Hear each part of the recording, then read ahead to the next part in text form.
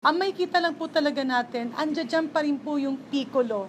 So meron pang mga naiiwan na piccolo, baka pwedeng i-surrender nyo na lang ito sa PNP so that it will be properly disposed of.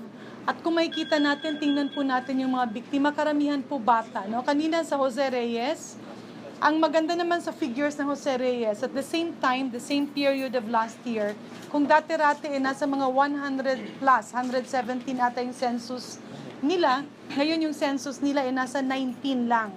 Ang ikinalulungkot lang natin dito, out of the 19 patients, only 2 are adults, 17 are minors. So sana hindi po ito maulit. Ang nakikita po namin, nagiging epektibo yung ating kampanya.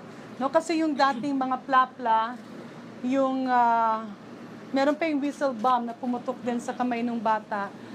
Yung mga paputok na nag-create or nag-cause ng grabe na injury, hindi natin nakikita ang ginagamit ngayon. So, isa na lang po talaga, no? Kung mawala pa ang piccolo, talaga pong mas maganda para sa ating mga bata.